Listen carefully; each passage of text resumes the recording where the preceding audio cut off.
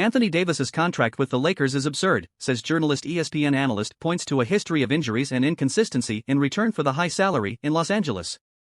Before showing what he said, I ask that you subscribe to our channel so you don't miss any news about our Lakers. Here we always keep you up to date with true and direct news so that the information reaches you fans. Don't forget to leave your like on this video too. Now let's go to the news. Los Angeles Lakers center Anthony Davis signed this August 4th contract extension with the franchise. The player signed for another 3 years and now stays with the team until 2028. The values? $186 million, about 905 million Brazilian reals, on average, $62 million, 302 million Brazilian reals, per season. The amount is a record in NBA history. Davis still had 2 years left on his contract and $84 million to collect.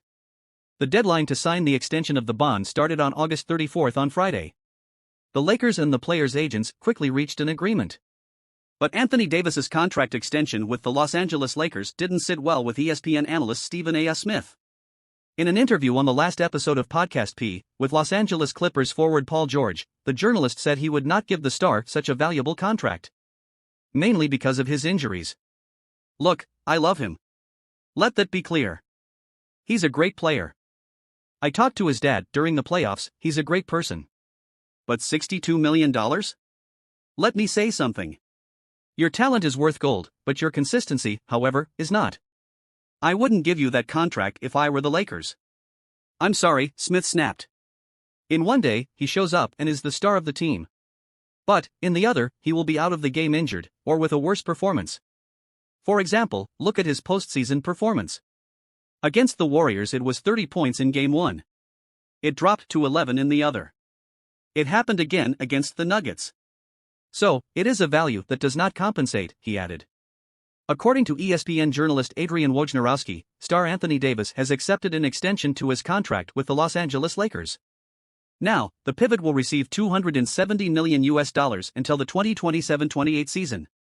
So he became eligible to extend the 2 years he already had. So Davis will have the highest salary in the NBA, averaging $62 million a year. Now, Anthony Davis, who has an estimated $84 million receivable through 2024-25, has renewed his contract with the Lakers for $186 million plus 3 years. Meanwhile, LeBron James has an option in his deal and could leave the team at the end of next season. As of 2025-26, Davis will receive $57.6 million, while he will have $62.2 million the following year. Finally, he will earn $66.8 million in his final season, which will represent about 34% of the team's salary cap. Davis will be the first player in NBA history to earn more than $60 million annually in a single season. Even before Jaylen Brown, who will receive $61.6 million in 2027-28, within his millionaire agreement of $300 million, the first also in the history of the NBA in this regard. The contracts come at a time of high economic bias in the NBA, which predicts a 10% increase per year in the salary cap. The pivot was instrumental in the Lakers' campaign in 2022-23, averaging 25.9 points, 12.5 rebounds and 2 blocks, in 34 minutes per game.